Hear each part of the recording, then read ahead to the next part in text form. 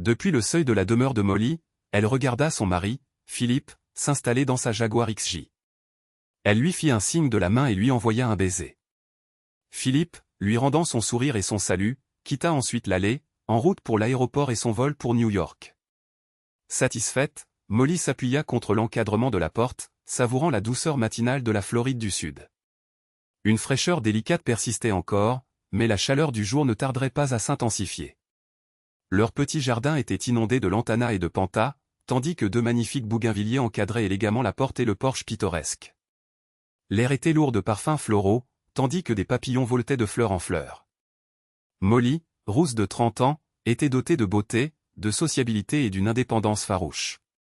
Elle était éditrice dans une maison d'édition spécialisée principalement dans les romans d'amour et autres fictions destinées aux femmes. La technologie moderne facilitait le travail à distance, lui permettant de transformer la deuxième chambre de la maison de ville en un bureau à domicile entièrement fonctionnel. Philippe et Molly étaient mariés depuis 7 ans. Philippe avait 19 ans de plus qu'elle. Leur différence d'âge avait initialement choqué famille et amis, mais Molly expliqua à sa jeune sœur et à quelques confidentes que les hommes plus âgés offraient de la patience et étaient des amants exceptionnels qui savaient comment plaire à une femme, un contraste frappant avec certains hommes plus jeunes qu'elle avait rencontrés. Après tout, chacun sait que le vin vieux est préféré au vin nouveau, en raison de son goût supérieur et de sa plus grande complexité. Il ne nuisait certainement pas au fait que Philippe soit riche, très riche, en réalité. Originaire d'Amérique du Nord et ancien élève de Harvard, il avait considérablement accru la fortune familiale grâce à sa florissante entreprise internationale d'électronique. Bien que Molly ne se considérât pas comme une chercheuse d'or, elle estimait qu'il était prudent pour une femme de considérer les avantages potentiels qu'un prétendant pourrait apporter au mariage. Molly avait migré du Kentucky, un État pauvre et froid, vers la Floride du Sud, à la recherche de possibilités d'études qui n'existaient pas dans sa ville natale. Elle trouva les deux. Philippe remarqua d'abord la jeune femme éblouissante travaillant comme serveuse dans une boîte de nuit alors qu'elle poursuivait ses études supérieures en anglais dans une université locale. Pour des raisons qu'il avait du mal à articuler, il fut immédiatement captivé, et leur mariage suivit rapidement.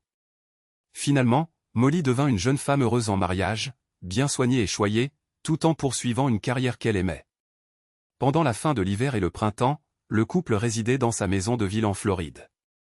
Inversement, au plus fort de l'été et tout au long de l'automne jusqu'au Nouvel An, ils occupaient leur résidence principale, beaucoup plus grande, près de Highlands, nichée dans les montagnes de Caroline du Nord. Ce domaine de montagne était une véritable demeure, avec du personnel à l'année et tous les attributs d'une richesse authentique. La maison de ville de Floride du Sud leur servait de refuge privé, réservé exclusivement à eux deux. Les engagements professionnels de Philippe nécessitaient fréquemment 1 ou 2 voyages par mois, d'une durée généralement de 3 à 5 jours, et parfois plus longtemps. Molly ne considérait pas ses absences comme un fardeau, compte tenu de son travail, de ses nombreux loisirs et de son dévouement passionné au fitness. De plus, leur maison de ville était idéalement située à seulement 2 rues de la plage, et à seulement un demi-mile se trouvait une bande côtière regorgeant de boutiques, de restaurants, de bars et de boîtes de nuit haut de gamme, offrant une gamme variée de divertissements.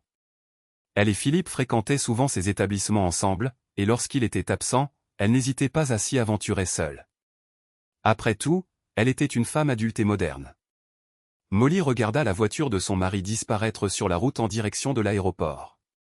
C'était un homme bon et un mari merveilleux. Elle, à son tour, était une épouse dévouée et fidèle. Enfin, c'était peut-être une légère exagération. Elle était en effet profondément dévouée à Philippe, et ensemble, ils formaient un couple splendide. Cependant, elle était aussi une femme vibrante, jeune et intensément sensuelle, mariée à un homme plus âgé d'une autre génération. Une telle combinaison entraînait parfois des complications désagréables. Environ 3 ou 4 ans auparavant, Molly avait commencé à succomber à l'attrait séduisant de la tentation physique pendant les absences de Philippe. Peut-être avait-elle dévié 1 ou 2 fois au fil des ans. Non, ce n'était pas tout à fait exact non plus. C'était peut-être plus fréquent que cela. Disons simplement qu'elle était une femme amicale et facile à vivre, avec un appétit sexuel sain, et laissons cela ainsi. Dans les temps anciens, un mari possédait pleinement sa femme et ses attributs physiques. Dans le monde contemporain, cependant, les droits d'un mari sur la propriété physique de sa femme ressemblaient davantage à un contrat de location qu'à un acte de propriété. Par conséquent, lorsque le locataire, en l'occurrence le mari, était incapable d'utiliser les locaux, il semblait raisonnable que le propriétaire, en l'occurrence la femme, puisse sous-louer ses biens à un autre homme pendant l'absence du locataire. Dans cette optique, les activités extra-conjugales de Molly pourraient être interprétées comme celles d'une femme d'affaires avisée, optimisant le rendement et l'utilisation de ses précieux atouts physiques, très prisés sur le marché. Après tout, Molly n'était qu'une jeune femme choyée qui s'adonnait occasionnellement à des rencontres badines pour le plaisir et l'excitation, sans nourrir d'intentions sérieuses. Philippe était un homme cosmopolite, cultivé et sophistiqué, doté d'un sens des affaires exceptionnel. C'était un réaliste convaincu qui ne se faisait aucune illusion. Il comprenait que les hommes ne manqueraient pas de faire des avances à sa jeune et jolie femme dès qu'il aurait le dos tourné, et que sa jeune épouse serait à son tour fortement tentée par les jeunes étalons virils de son âge. Comment en serait-il autrement? C'était un récit séculaire, fréquemment dépeint dans la littérature et inlassablement rejoué dans la vie réelle. Philippe considérait qu'il possédait une Ferrari. Un tel trésor, sous la forme d'une épouse, n'avait que peu de valeur s'il restait enfermé dans un garage. De temps en temps, il fallait autoriser une Ferrari à filer librement sur la route. Et si quelqu'un désirait goûter au plaisir de conduire une œuvre d'art physique aussi magnifique, il devait également accepter la possibilité d'écoper de quelques contraventions pour excès de vitesse en cours de route. Philippe était tolérant face aux potentielles incartades sexuelles de sa jeune femme. Bien qu'il n'ait pas d'accord explicite, il était discret dans ses actions, et elle dans les siennes. Philippe informait toujours sa femme de son itinéraire de voyage et prenait soin de ne jamais rentrer à la maison à l'improviste. Plus important encore, il ne s'immisçait jamais dans les affaires qui ne le regardaient pas. Généralement, Molly limitait ses flirtations aux périodes où Philippe était en déplacement. Ces rencontres se produisaient le plus souvent lors de leur séjour dans le sud de la Floride. Plus au nord, en Caroline du Nord, la présence de domestiques et de nombreux amis et parents rendait trop risqué de se livrer à des incartades sans provoquer un scandale public. Cependant, dans le sud de la Floride, ils étaient loin de leur cercle social habituel, et la région regorgeait de vacanciers et de snowbirds cherchant refuge contre le froid hivernal. Au sein de cette foule anonyme, la proie était abondante et facilement accessible pour une jeune femme sensuelle comme Molly. Molly jeta un coup d'œil au bout de la rue, en direction de la plage. Ah, André. Il marchait d'un pas vif, parfaitement à l'heure. C'était un homme mince, aux cheveux bruns, joyeux, d'environ son âge. Elle agita la main avec enthousiasme et lui adressa un large sourire. André lui rendit son salut. L'année précédente, André avait invité Molly à danser dans une boîte de nuit, et une chose en avait rapidement entraîné une autre. Il était parisien et semblait riche, puisqu'il prenait chaque printemps un mois de vacances pour se détendre dans le sud de la Floride. Il possédait une grande maison en bord de mer située à quelques pâtés de maison de la maison de ville de Molly, et il s'y retrouvait occasionnellement lorsque Philippe était absent. Mais aujourd'hui, André était venu la voir, désireux de raviver leur liaison passionnée de l'année précédente. Il était arrivé seulement hier, et après l'avoir appelé peu de temps après, il avait été ravi d'apprendre que son mari partait ce matin même. Un frisson d'excitation parcourut le corps de Molly. Eh bien, on connaît la réputation des amants français, et elle pouvait personnellement attester qu'elle était bien méritée. Molly était captivée par le charme exotique et ténébreux de son amant étranger, lui rappelant les héros de ses romans sentimentaux qu'elle corrigeait. Son anglais avec un accent était irrésistiblement sensuel, la réduisant à un tas de nerfs. Le sexe avec son mari était merveilleux. Le sexe avec André était une indulgence épicée et interdite dans l'inconnu et le dangereux. Elle savourait ces deux expériences. C'étaient simplement deux domaines distincts d'expériences sensuelles qui ne se croisaient jamais. Au moment où André montait sur le porche, Molly tendit la main, l'attira à l'intérieur et ferma la porte. Elle l'embrassa et le couvrit d'un baiser passionné. André lui rendit sa passion. Molly rompit le baiser, se retourna et, haletante d'anticipation, conduisit André à l'étage, dans la chambre principale. En entrant, elle commença à le déshabiller, et il répondit de même. Le couple nu se dirigea rapidement vers le lit. C'était un lit en fer à l'ancienne, assez haut pour que Molly doive faire un petit saut pour s'asseoir sur le bord. André la poussa doucement sur le dos et s'agenouilla à côté du lit. Il commença à embrasser les précieux atouts de Molly avec une exquise tendresse. Ses mains se posèrent sur ses seins, les malaxant et les caressant, provoquant de doux gémissements de plaisir sur ses lèvres. Molly emmêla ses doigts dans les cheveux bruns d'André et l'attira plus près. Puis vint le bruit de pas dans l'escalier et un appel fatal, « Chérie ». Parce que son attention était complètement absorbée par les attentions d'André entre ses cuisses, Molly n'entendit pas la voiture de son mari se garer, le léger clic du verrouillage automatique des portières, ni le bruit de la porte d'entrée qui s'ouvrait. C'était le moment le plus redouté de toute liaison adultère, le mari, qui ne se doute de rien, apparaissant soudainement sur les lieux. La tête d'André se releva brusquement de l'entrejambe de Molly, ses yeux écarquillés d'alarme. Du point de vue de Molly, qui le surplombait, il ressemblait à une marmotte effarouchée sortant de son terrier pour vérifier si le danger la guettait. Sans la catastrophe imminente de l'arrivée de son mari sur les lieux de la passion, Molly aurait bien pu éclater de rire en voyant André figé de terreur entre ses cuisses.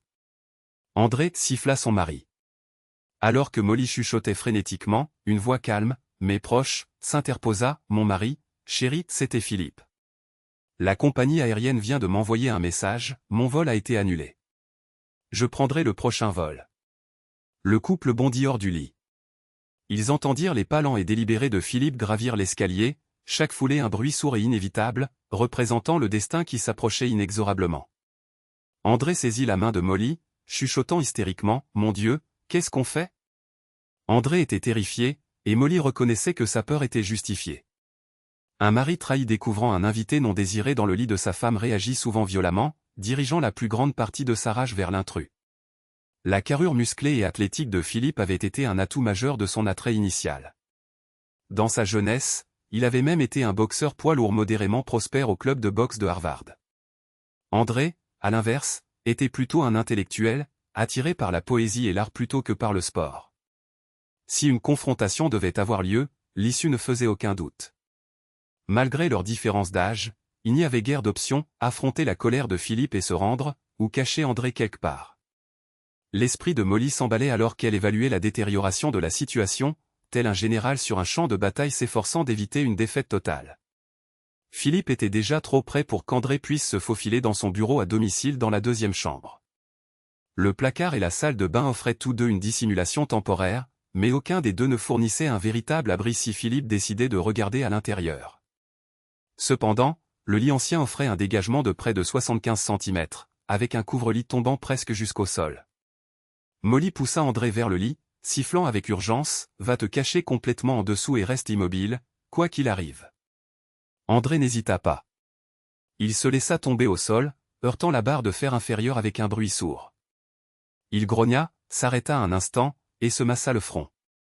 Molly posa son pied sur les fesses nues d'André, le poussant vers l'avant en chuchotant désespérément, « Pour l'amour de Dieu, dépêche-toi. » André redoubla d'efforts, rampant sous le lit. La dernière chose que Molly vit furent ses pieds qui traînaient et le mouvement frénétique de ses jambes nues et de ses fesses disparaissant sous le cadre. Mon Dieu, ça se transforme en une farce de vaudeville, ou une de ces comédies shakespeariennes embrouillées, pensa-t-elle. Molly lissa rapidement le couvre-lit là où, quelques instants auparavant, il l'avait froissé. Bondissant hors du lit, elle ramassa leurs vêtements et chaussures éparpillés sur le sol. Elle se précipita dans la salle de bain, fourrant le tout dans le panier à linge. Elle chanta doucement, « Je suis dans la salle de bain, chérie, je suis juste en train de faire couler un bain. » Sur ce, Molly ouvrit le robinet. Elle était une femme ingénieuse qui appréciait parfois un bain sensuel tout en lisant un roman à l'eau de rose. Au moins, cela fournissait une explication plausible à sa nudité. Molly se précipita de nouveau dans la chambre, cherchant la moindre preuve compromettante qui pourrait alerter son mari de la présence d'un intrus. Voilà. Une des chaussures d'André avait échappé à sa pile de vêtements ramassés à la hâte. Au lycée, Molly avait été une excellente joueuse de soccer. D'un coup de pied rapide, elle envoya la chaussure voler sous le lit. Dans sa panique, elle avait peut-être mis un peu trop de force, car un grognement surpris émana immédiatement d'en dessous. Conservant une apparence de calme, Molly s'approcha de la porte de la chambre, força un sourire agréable et demanda, « Qu'est-ce que tu as dit qu'il était arrivé à ton vol, chérie ? Quelque chose ne va pas ?» Philippe franchit le seuil de la porte. Sa silhouette grande et musclée, vêtue d'un costume brioni sur mesure, rayonnait de confiance et de masculinité. « Oh, oui, se rappela Molly. C'est l'homme que j'ai épousé, et pour de bonnes raisons. » « Oh, non, tout va bien. La compagnie aérienne m'a envoyé un SMS à mi-chemin de l'aéroport pour me dire que mon vol était annulé, et ils m'ont réservé une place sur un vol ultérieur. Je t'ai envoyé un. » Philippe se figea au milieu de sa phrase, fixant la vue inattendue de sa belle femme nue le regardant, ses yeux marron clair pétillant d'amusement. Peut-être que cette étincelle était de la peur, ou de l'excitation, ou peut-être un mélange des trois. « Je ne m'attendais pas à un accueil aussi chaleureux, dit-il maladroitement. Bref, comme je disais, je t'ai envoyé un message pour te faire savoir que je revenais et je te proposais qu'on prenne un café ensemble avec un de ces délicieux muffins aux myrtilles que tu as préparés ce matin. » Parmi ses nombreux talents, Molly était aussi une cuisinière douée. Elle aimait préparer des repas et des friandises culinaires pour Philippe. Molly prit une pose audacieuse, penchant sa hanche et posant une main avec insolence dessus.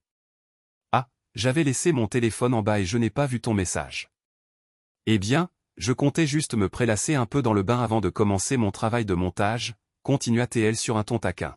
« Je suppose que je pourrais être persuadée de repousser ça pour un café et des muffins avec mon mari. » Molly se retourna dans la salle de bain pour couper l'eau. Elle cria par-dessus son épaule, « Et combien de temps as-tu, chérie ?» Au moment où Molly attrapa le peignoir accroché à la porte de la salle de bain, deux bras forts l'enlacèrent soudainement et la soulevèrent du sol sans effort. Philippe porta sa femme qui se débattait et riait jusqu'au lit et la déposa face contre le dessus de lit. Il la maintint là d'une main tout en se déshabillant de l'autre, tandis qu'elle essayait en jouant de se dégager. Bien qu'elle n'ait aucun désir réel d'échapper à ce qui se passait, Philippe rit et dit, « Ah, petite chipie. J'ai juste assez de temps pour une petite galipette avec ma femme, et ensuite, café et muffins. » Pris de panique, André s'allongea face contre terre et immobile sous le lit. Son front palpitait à l'endroit où il avait heurté le cadre du lit, et son visage brûlait là où le coup de pied de Molly avait atterri. Il se força à rester aussi immobile qu'un cadavre. Il avait vu Philippe avec Molly plusieurs fois l'année précédente. Il n'avait absolument aucun désir de se retrouver face à face avec cet homme imposant dont il avait si complètement trompé la femme, et qu'il venait d'essayer de tromper à nouveau. André soupçonnait qu'une telle confrontation ne se terminerait pas bien pour lui. Dessous le lit, André pouvait entendre chaque mot échangé entre mari et femme, et pouvait observer ce qui se passait, ou du moins ce qui se passait sur le sol. Il entendit le bruit sourd et doux lorsque Molly atterrit sur le lit au-dessus de lui et vit les vêtements de Philippe tomber en cascade sur le sol, puis être jetés de côté. Apparemment, Philippe s'était positionné entre les jambes de Molly. André réalisa avec effroi qu'il avait déjà fait monter le moteur de Molly à plein régime avant l'arrivée de son mari. Maintenant, elle était toujours excitée et pleinement excitée, le lit commença à bouger rythmiquement, accompagné des soupirs réguliers et béats de Molly qu'André connaissait si bien depuis l'année précédente. Alors que le rythme s'accélérait, André commença à craindre que le cadre en fonte bicentenaire ne subisse une fragile fracture de fatigue, le piégeant sous le sommier à ressort et les corps vibrant violemment au-dessus. Le lit trembla, craqua et gémit comme s'il était en pleine crise de nerfs. Le bruit régulier de chair rencontrant chair était ponctué par les cris sauvages de Molly. « Oh oui, chérie. Oh oui. » Finalement, Philippe laissa échapper un rugissement profond et bestial, se dressant sur la pointe des pieds alors que les jambes de Molly disparaissaient de la vue d'André. Ces gémissements extatiques, « Oh, oh, oh mon Dieu !» annoncèrent que toutes les parties étaient parvenues à une conclusion très satisfaisante. Haletant, le couple s'assit sur le bord du lit pour reprendre son souffle. Molly haleta, « Oh mon Dieu, je suis tellement contente que ton vol ait été annulé. » André, soulagé que le cadre du lit ait survécu à la charge dynamique de la célébration énergique du couple, observa leurs chevilles se diriger vers la salle de bain. Molly donna une petite tape taquine à Philippe vers la douche et ordonna, « Prends une douche rapide, habille-toi et reviens. Je vais faire du café frais et réchauffer les muffins. » Molly attrapa son peignoir derrière la porte de la salle de bain et l'enfila. Elle envoya un baiser à son mari pendant qu'il se douchait, puis retourna discrètement dans la chambre. Se dirigeant sur la pointe des pieds vers le lit, elle s'agenouilla et jeta un coup d'œil en dessous. Elle dut se couvrir la bouche de sa main pour étouffer un rire. Là gisait André nu, complètement immobile, juste en dessous de l'endroit même où son mari venait d'éteindre ses feux. Une ironie ridicule qui chatouillait le sens de l'humour de Molly. Un vilain bleu et jaune s'était formé sur le front d'André à l'endroit où il avait heurté le cadre du lit, et son œil droit commençait à s'assombrir à cause de l'impact de son coup de pied plus tôt. « Oh, pauvre chérie !» murmura doucement Molly. Elle mit un doigt sur ses lèvres et murmura, « Chut. Ne bouge pas. Le plancher craque, il t'entendra. Je viendrai te chercher quand la voie sera libre. » André acquiesça pour montrer qu'il comprenait. Molly se releva, ramassa les vêtements de Philippe sur le sol et les emporta dans la salle de bain. Puis elle descendit. Quelques minutes plus tard, Philippe termina sa douche, s'habilla et la suivit en bas. André resta immobile comme une souris d'église. Il n'avait absolument aucun désir de se retrouver face à face avec Philippe sur son propre territoire. Alors qu'il devenait de plus en plus tendu dans sa cachette exiguë, il pouvait entendre la voix agréable et mélodieuse de Molly et les tons plus profonds de Philippe ponctués de légers rires alors que le couple savourait son café et ses muffins. Ensemble, le couple affectueux était assis directement en dessous de l'endroit même où l'amant contusionné et humilié de la femme était caché. Finalement, Molly jeta un coup d'œil à l'horloge et s'exclama « Chérie, c'était merveilleux, mais si tu veux prendre ton vol, tu ferais mieux d'y aller. » Philippe soupira. « Tu as raison. C'était vraiment merveilleux, mais je dois partir. » Le couple échangea un baiser chaleureux sur le seuil, et Molly regarda son charmant mari s'éloigner en voiture pour la deuxième fois ce matin. Alors qu'elle se retournait pour monter à l'étage, son téléphone émit un signal sonore sur la table du couloir, signalant un nouveau message. Il y avait 2 SMS de Philippe, l'ancien, concernant l'annulation de son vol et son retour à la maison, et un nouveau, qui venait d'arriver. « Merci pour cette merveilleuse matinée. Ne t'amuse pas trop sans moi aujourd'hui. » Suivi d'un emoji clin d'œil. Un sourire énigmatique se dessinant sur ses lèvres, Molly resta assise sur l'escalier, le regard fixé avec contemplation sur le message. André, toujours le paramour dévoué, continuait sa veille sous le lit, attendant patiemment sa libération. Il pouvait, pensa-t-elle, prolonger son séjour dans cet espace confiné. Elle avait besoin de temps pour l'introspection. Était-il concevable que Philippe ait une vague idée de la présence d'André? La référence à s'amuser aujourd'hui couplée à l'émoji clin d'œil suggestif fit naître en elle une conjecture inquiétante. Après tout, cela pouvait aussi être parfaitement innocent. On ne voyait pas comment Philippe aurait pu deviner l'occupation clandestine de leur maison par André. Néanmoins, elle reconnaissait l'acuité surnaturelle de son mari. Il possédait une dextérité intellectuelle capable de déjouer même Sherlock Holmes. Avait-il délibérément escorté sa femme juste au-dessus de son amant, par amusement? Ou peut-être par dépit? Ou était-ce simplement une coïncidence? On pouvait difficilement prédire quelle conclusion l'intellect formidable de Philippe pourrait tirer des événements de la matinée. Molly se demandait fréquemment si son mari nourrissait des soupçons, ou même s'il avait une connaissance tacite de ses escapades occasionnelles et imprudentes en dehors de l'alliance conjugale. Elle appréciait certainement sa tolérance et son indulgence ostensible envers ses incartades, et s'efforçait avec diligence de maintenir une discrétion absolue, de peur de lui causer de l'embarras.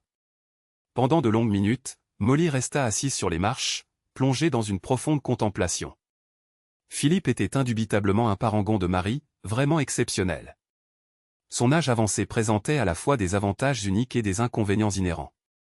Dans le cas particulier de Philippe, les avantages surpassaient incontestablement les inconvénients. Pourtant, elle se rappela tristement que les femmes unies à des maris plus proches de leur propre âge chronologique partageraient probablement une durée de bonheur conjugal significativement plus longue que ce qu'elle et Philippe pouvaient raisonnablement anticiper. Peut-être le moment était-il venu pour elle de mûrir et d'embrasser son mariage avec plus de sérieux. Avec une prompte détermination, Molly composa un message à son mari. Il disait « Changement de programme, chérie. D'abord, je vais me débarrasser des ordures. Ensuite, je vais préparer mes affaires et réserver un billet pour le vol de l'après-midi vers New York. Veuillez informer le personnel de la réception du Four Seasons que votre femme vous rejoindra plus tard dans la journée. » Elle conclut le message avec le même emoji clin d'œil qu'il lui avait envoyé.